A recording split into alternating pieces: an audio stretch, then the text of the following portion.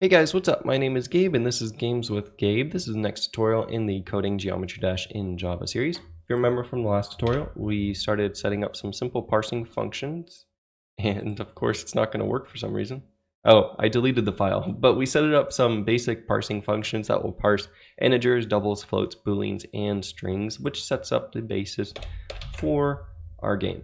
Next, what we want to do is we want to set up some more utility functions that will help us in creating our actual parsing for the game objects and stuff that we created in the serialization tutorial. One of the first things that we'll want to do is we'll go into our parser and we're going to add another new function in here called checkString, and this is going to be just a utility function that will help us whenever we're parsing a ton of stuff. So we'll call this checkString, and it will take in a string str, and then what we're going to do is we're going to say string title equals parser dot parse string, and then we'll say if title dot compare to str does not equal 0, then they are not the same string. So it's literally just comparing two strings. We'll say expected, and then we'll say the str plus another quotation instead got, and then we'll do what we actually got, which is title at line, and then we'll give it the parser's line. So that way we will know if something weird ended up happening.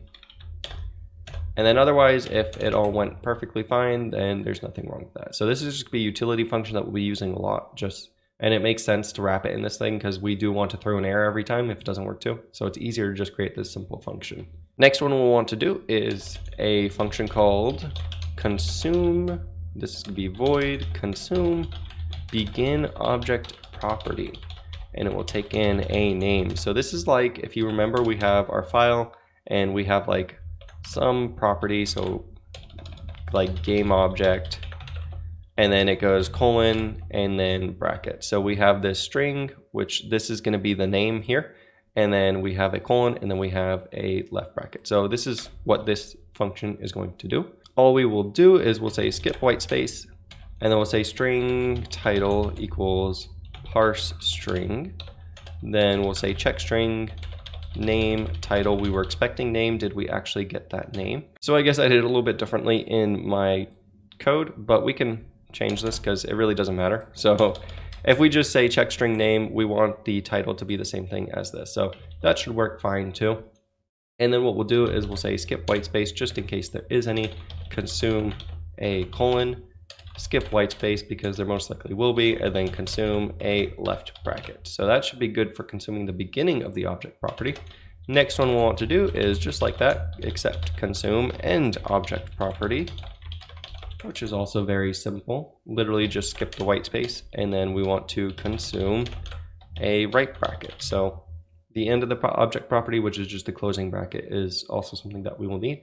And it makes sense to wrap these in functions because it can get confusing if you just have a bunch of consumes everywhere and you're like, okay, what is this even doing?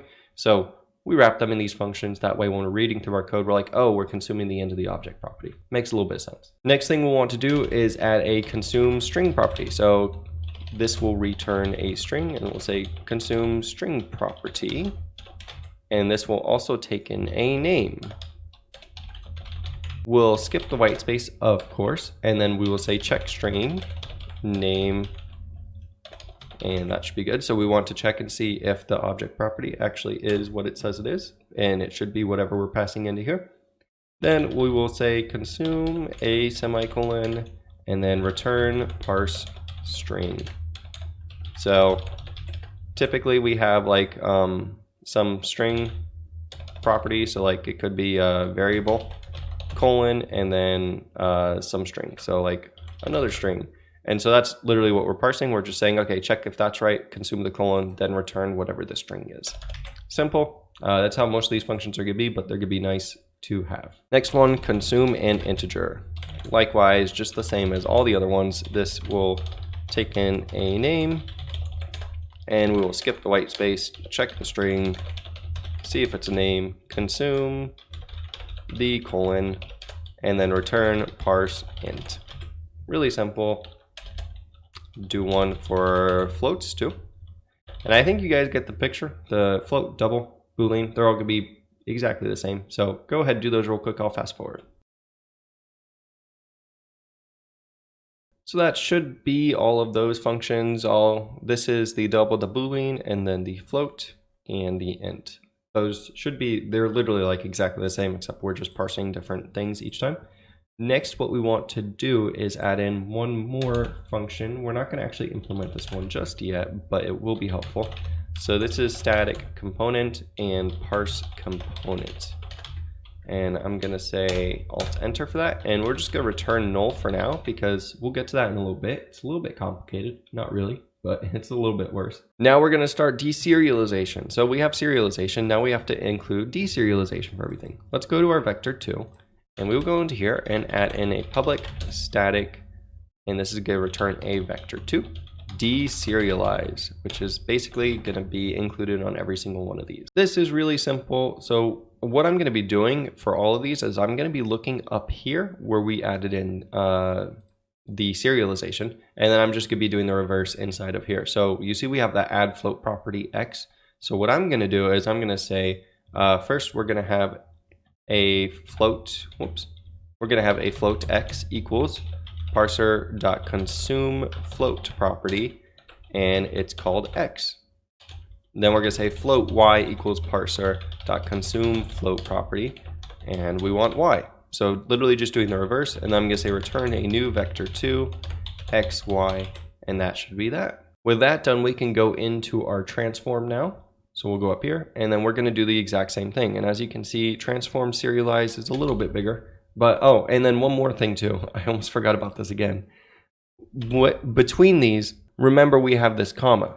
So we also need to make sure that we're saying parser.consume and then do a comma, because there should be a comma in between those. So don't forget that. That's important. Threw me off, and I had a little bit of trouble the first time figuring out what was going wrong. Now let's go to our transform, and then we can begin the deserialization process on this. So we'll say public static transform deserialize.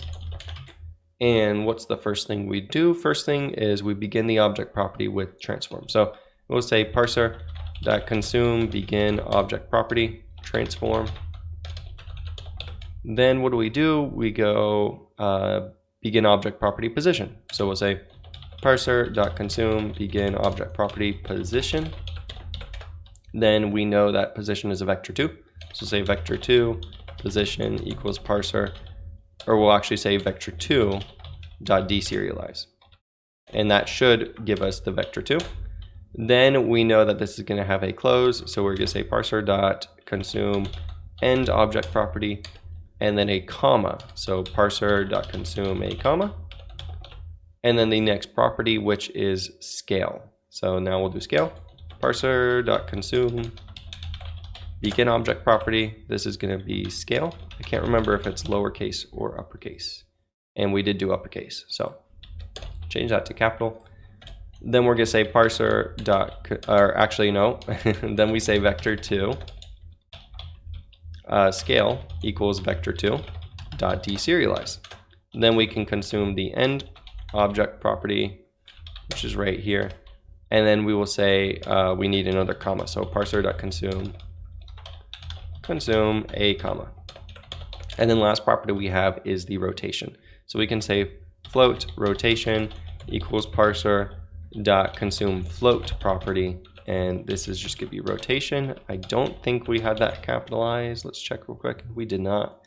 No comma afterwards, and then we want to consume the end object property, and then we actually have to create the transform now. So let's say transform t equals a new transform with the position we just parsed, and then we'll say t.scale equals the scale we just parsed, t.rotation equals the rotation we just parsed, and then we'll just return that t. So that should take care of deserializing our transform. Next, we want to do a deserialize for our GameObject. And this is definitely going to be the most complicated deserialization method we have. And that's because the serialization method for GameObject is also the most complicated one that we have. So if we go into here, we see that serialize is a big mess of stuff. So let's go down here, and then I will say public static GameObject deserialize. And let's go through piece by piece and try and reverse everything we did in here. So first thing we did was if it's not serializable, return. That doesn't matter. We don't have to worry about that. Then we say begin object property game object. So we will say parser.consume begin object property game object. Now you see why these utility functions are nice too, because we can literally do the exact same names and everything, and it is very helpful to have that. Okay, and next we want to get the transform. So we want to deserialize the transform. So let's say transform equals transform.deserialize. Nice and simple. We know we have a comma after that because next thing that we have, if we look down here, it says we serialize the transform, then we add the ending with a new line and a comma. And then we have this whole components thing where we check and see if it has any components, and then we add the name and the components. But we know name is next, then components may be next. So we'll say string name equals parser. Well, actually, first we have to consume that comma. So we'll say parser.consume the comma. Then we can consume the name. So we'll say string name equals parser.consume string property. And this is just going to be name. Let's create our game object now because we have everything we need to create a game object. Because if we look, we just need a name and a transform, which we have. Now we need to check and see if there are any components, which can be a little bit hard, but it's actually not that hard because if you think about it, when we have the name, if we have components, there should be a comma after the name. So literally all we have to do is we say if peak equals a comma, and I think, parser.peak, not just peak. If that equals a comma, then we know that there is something else, which it has to be components because that's the only other thing that ever comes after name. So if we do have that, then we can say parser.consume the comma, and then we can say parser.consume begin object property. This will be components. And then we can say go.add component parser.parse component. Right now we don't have that implemented. We're going to assume that it works and just keep going with it. So then we're going to say while parser.peak equals a comma, because if there's more components, there's going to be a comma after every single one of them. Say parser.consume that comma, and then go.add component parser.parse component. And like I said, we're just going to assume that that's going to work. Then we want to consume the end object property for this guy. So we'll consume that. And then we want to consume the end object property for our actual game object. And then we can return the game object. So pretty simple. There's a little bit of trickiness with knowing whether there's going to be any components or not, which right now we don't have any game objects that don't have components, but there could be a time when, you know, you support your game engine and add it to include game objects with components and empty game objects which just contain transforms and stuff, which can be useful for relative positioning and things like that in Unity. So that's our game object. Now we have an important item that we left out, which is how the heck do you parse a component? We never actually did that. So let's see how that works. If you think about how we have our components handled, they each start with a title, which is the component name, and then they each begin the object property and then just list out whatever that component is. So we can actually do this pretty easily. We just say the component title equals parser.parseString. So which component are we dealing with here? And then we can do a switch on the component title to figure out which component we have. And the only one we're going to have for now is Sprite, because that's the only one we're exporting. So if we have a Sprite, we'll skip the white space. Then we will consume the colon. We're basically just doing the begin object property here because we can't really use it since we have to consume the title before we can check and see what kind of thing we're dealing with. So then we'll consume the left open bracket. And then we can return sprite.deserialize. And then we'll say default case, we will say system.out.println could not find component, and then we will give it the title, the component title, at line, and then we'll give it the parser line. And then we'll say system.exit -1. All this is relatively simple. So we just literally check and see which kind of component we're dealing with here. And then like if it's a sprite, we will do sprite.deserialize. If it's a box bounds, we do box bounds.deserialize, etc., etc. And then we can have this generic return a component, even though we have this whole, which component are we dealing with specifically, which is nice. So now we need to go into our Sprite and add a deserialize method. So let's go into here, say public static Sprite deserialize. And this one's going to be a little bit weird too, because we actually need all of these to be loaded before we can do anything with them. I know we had a lot of properties that we serialized, but when I was making this video, I actually realized, hey, we don't actually need all these properties. We just need a couple. So we're going to keep all the properties since we already have them. It's fine. But all we need to do is first we need to get is subsprite, which is the first property. So we'll say is subsprite equals consume the Boolean property. And then this will be called is subsprite. Then we'll say parser.consume a comma, because that's what's next. And then string file path equals parser.consume string property. And then this was just called file path. I think we capitalized this one. So not very consistent, but it's fine. And then if it's a subsprite, so if is subsprite was true, then we consume another comma. And then we consume an int property, and notice how I'm not storing these because we actually don't need these ones.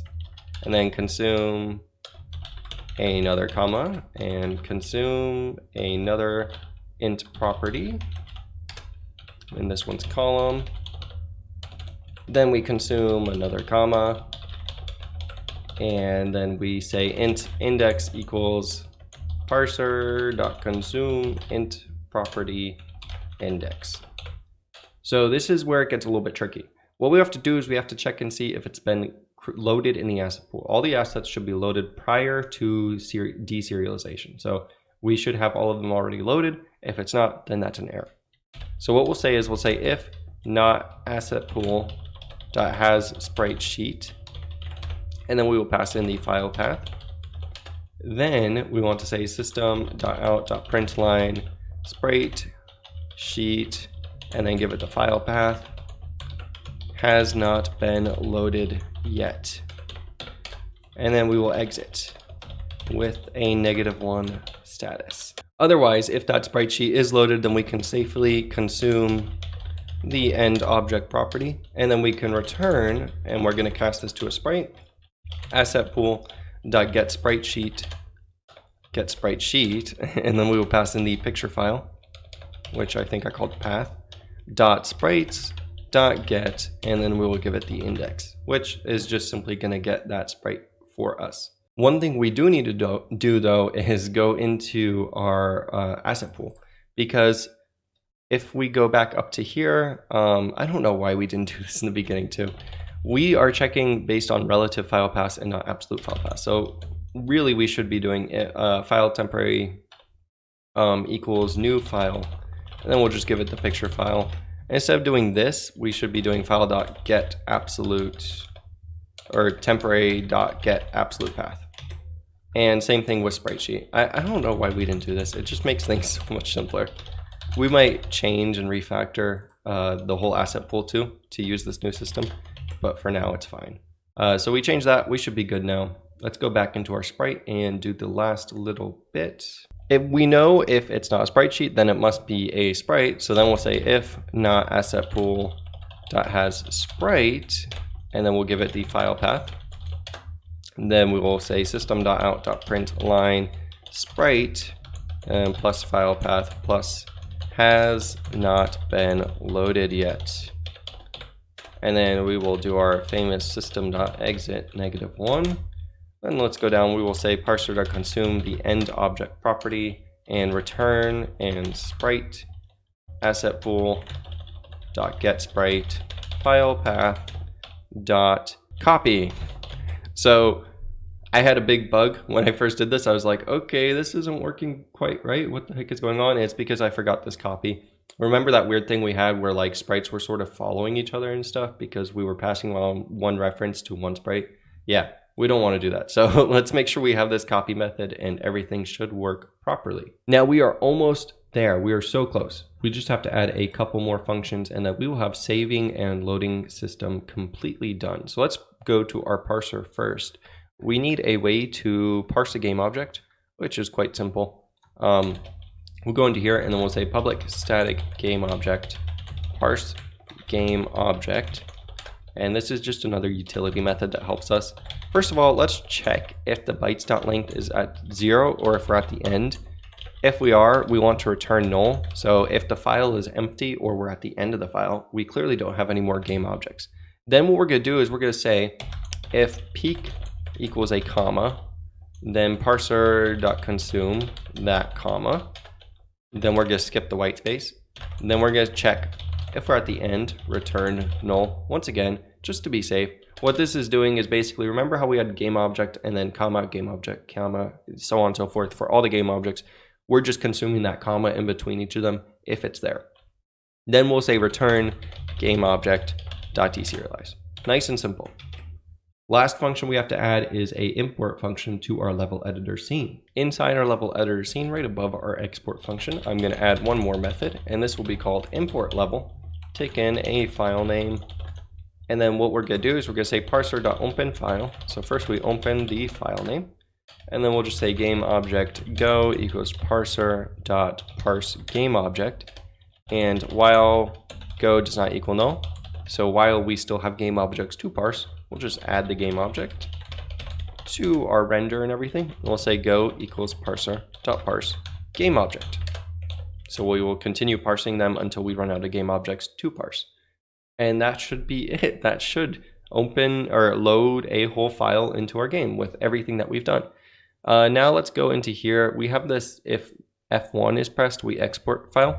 I'm going to say if window.getWindow.keyListener.isKey pressed, and we're going to say key event.vkf2, and then we're going to load the file. So we'll say import test. So we should be able to export, and this should be import level, not import. Yeah, so we have export and now we have import. Let's test and see if all this is working properly. So we run this, let's hit Shift F10 to build this, and we get an error. What is this? We're missing a return statement. So if we go through all this, we should just return null. Shift F10, run this one more time, and now we should be good. There we go. I'm gonna go place a few objects down and then place a few more objects of some different types. Hit F1 to save it. And if we look in here, we have a save file now. I deleted it beforehand too, just in case you were wondering.